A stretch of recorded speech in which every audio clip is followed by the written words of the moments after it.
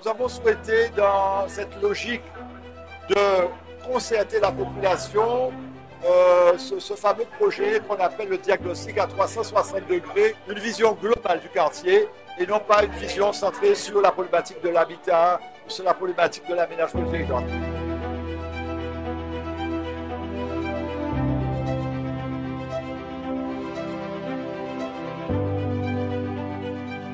Alors, nous sommes dans le quartier de Rivière-des-Pères, qui est un quartier classé quartier prioritaire, qui fait actuellement partie du contrat-ville actuellement, et qui aujourd'hui bénéficie sur un périmètre bien défini, c'est-à-dire Rivière-des-Pères et Cité-Bologne, afin de pouvoir penser le territoire dans son développement, son aménagement dans 5, 10, 15 ou 20 ans. C'est assez satisfaisant de voir que voilà, les gens se mobilisent et continuent de venir, de répondre aux questions, de répondre à l'appel. De proposer des solutions, de ne pas s'arrêter simplement à ce qui ne va pas ou aux risques qui sont présents, mais d'être force de proposition. Donc on est très content du bilan de ce soir parce qu'on ressort avec beaucoup de propositions, beaucoup de solutions qui ont été amenées, qui sont à creuser, donc c'était super intéressant. Et il est crucial pour nous d'être bien intégrés, que ce soit d'un point de vue économique, social, environnemental dans notre quartier. Moi, étant donné que j'habite dans Rivière-des-Pères, il y a 50 ans que j'habite sur le littoral. Là, on est en zone rouge.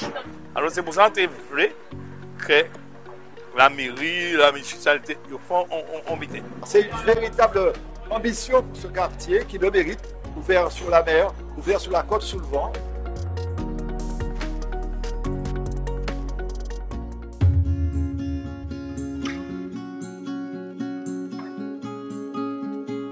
Alors aujourd'hui, on est intervenu dans une classe de l'école Emerenia, donc une classe de CM1, CM2. Ouais. Donc l'idée c'était de les faire participer à la concertation en leur proposant de dessiner ce qu'ils aiment dans leur quartier, ce qu'ils n'aiment pas, et une vision de leur ville idéale. Donc l'exercice intéressant parce qu'on peut faire le tour de ce que c'est que l'urbanisme avec eux, de voir les points forts, les points faibles de leur ville, de ce qu'ils apprécient ou non, et de les faire avancer sur la concertation et le projet de manière générale. Et comment est-ce qu'ils peuvent contribuer à l'avenir de leur quartier?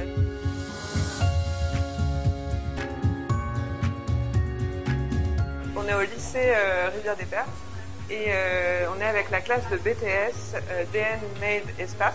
Et donc avec eux, en fait, on est en train de faire un jeu de rôle. L'idée, c'est de les faire incarner un représentant d'association, un commerçant ou le maire d'une commune et de les faire travailler en groupe pour proposer des solutions pour l'avenir des quartiers. Et donc après, les faire restituer au tableau pour qu'on ait un échange, un débat autour des propositions qui ont été faites.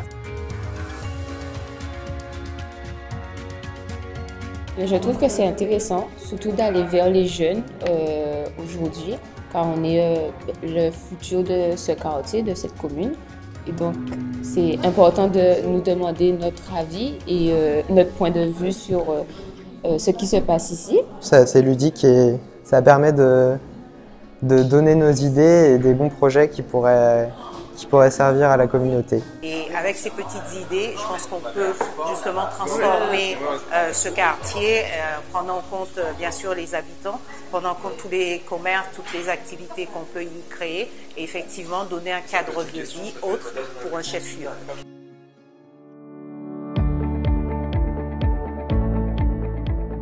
Nous savons qu'à 5, 10 ou 15 ans, le quartier devra évoluer.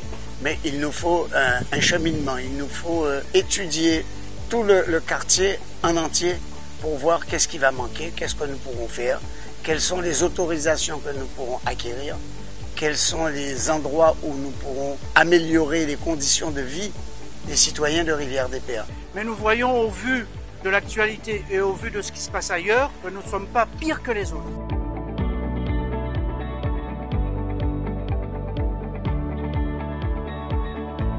Il faut continuer les réunions de quartier, nous avons déjà fait. On préfère ce type, je dirais, d'attitude qui est celle de discuter, d'écouter, ce qui me plaît d'appeler les experts du quotidien ou les experts de terrain, c'est-à-dire la population, en symbiose avec les experts qui sont dans leur domaine, qui sont les urbanistes, qui sont les architectes, qui sont les aménageurs du territoire. Mais ça fait parler le quartier d'une même voix finalement.